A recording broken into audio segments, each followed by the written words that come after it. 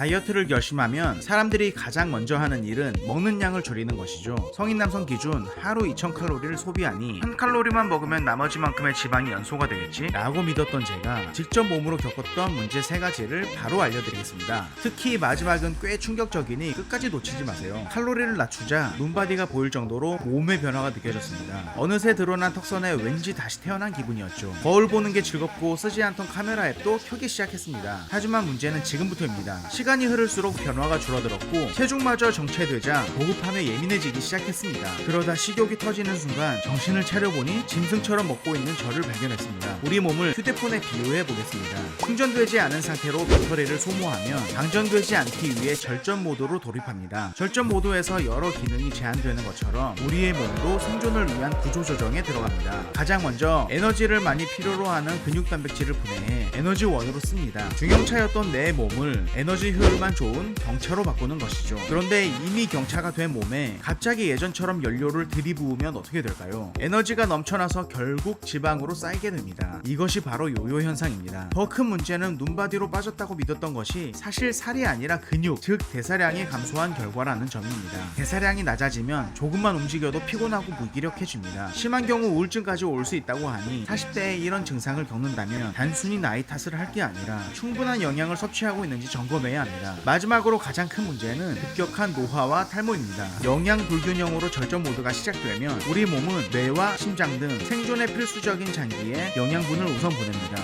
상대적으로 덜 중요한 손톱, 머리카락, 피부 조직에는 공급을 줄입니다. 피부가 푸석해지고 머릿결이 상하며 탈모가 진행되는 이유입니다. 특히 중년의 무리한 다이어트는 급격한 노화로 이어지므로 주의가 필요합니다. 아주대 김범택 교수님은 쌀이나 잡곡 등 가루 형태가 아닌 보갈 형태의 밥을 3분의 2 공기 정도 섭취하고 부채살, 닭가슴살, 생선 등 양질의 단백질을 20에서 300g 정도로 곁들인 건강한 식사를 권장합니다. 또한 식욕을 자극하는 고강도 운동보다는 유산소와 근력을 병행한 저강도 운동을 매일 꾸준히 하는 것이 효과적입니다. 과거 바나나 다이어트가 유행했듯 요즘도 땅콩 버터나 에사비 다이어트 같은 방법들이 유행합니다. 하지만 가장 중요한 것은 칼로리에 매몰되지 않고 양질의 영양을 섭취하며 꾸준히 운동하는 것입니다. 여러분은 과거에 어떤 원푸드 다이어트를 시도해 보셨나요? 댓글로 여러분의 경험을 공유해 주세요.